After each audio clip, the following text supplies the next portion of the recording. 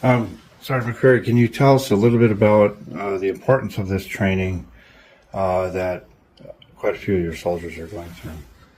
Well, because of the government shutdown, we have a lot of combat medics who have missed their window to go to school. So this is almost like an emergency mission in order to have them all sustain in their MOS with the March 31st deadline. So instead of the typical 10 to 12 day Mystic course, we've condensed it into 4 12-hour days and then 1 day of training, testing for the lanes.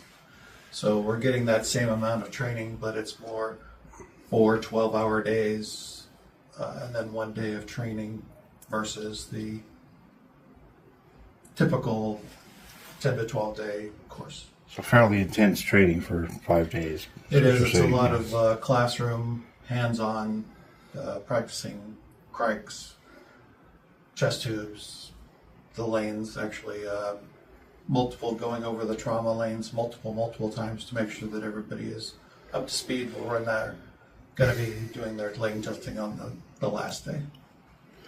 So one thing I wanted to ask you was, what is the importance of having a 68 whiskey in the Army? I mean, you've been one for a long time. Tell us a little bit about the importance of that career field and why this training really builds into that.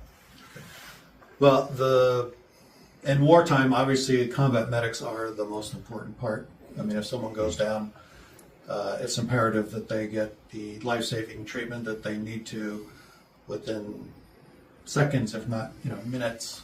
And that few minutes can make the difference between life and death. And the more training, the more hands-on we have for our combat medics, that they can build up those skills with their muscle memory so they know exactly what to do versus spending time trying to figure out, what they need to do now. So the more hands-on they can get, in the reserves, we don't typically get full-time access to mannequins, the other training aids. So these 5 to 10 days, depending on which course you're on, are instrumental in maintaining your 68 whiskey MOS so that you can be the best soldier you can.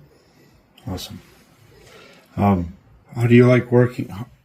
I was going to ask about Fort McCoy specifically. Our MedCom chose Fort McCoy to do this training. Obviously, the Mystic, as he described, was a very kind of special facility. From your perspective, I know you've probably been here before, training with somebody at Fort McCoy. Why is Fort McCoy a good place to do this kind of training? Well, when I was told to come as an instructor, I had no experience whatsoever. And then they told me I was N2IC, which was another level where I wasn't really prepared for that. And I asked, is there someone on ground that can give a warm handoff to this training? And Mr. Leonard here at the Mystic has been instrumental in the success of our courses that we've had so far, because without him, we'd kind of be rather lost. So I've been here for my own 68 whiskey sustainment, phenomenal course. The amount of facilities that they have, the training simulator, I think, is $13 million. You're not going to get that at a unit level. You're not going to get mannequins at a unit level.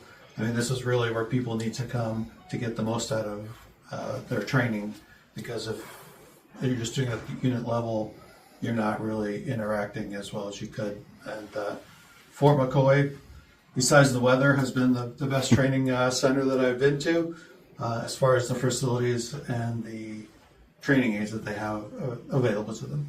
Yeah. And what else I was going to ask you? Oh, how many soldiers are going to be going through this training? So we started January 26th was the first class, and we're going to be going through the middle of March. So in that time frame, I'm projecting about 90 soldiers that otherwise, if we hadn't been doing this mission, would be subject to losing their MOS qualification, which is a major deal if you have to go through the entire thing again. Not only is that time and money, but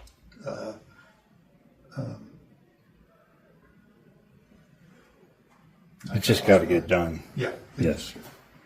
All right, that's all I had for him.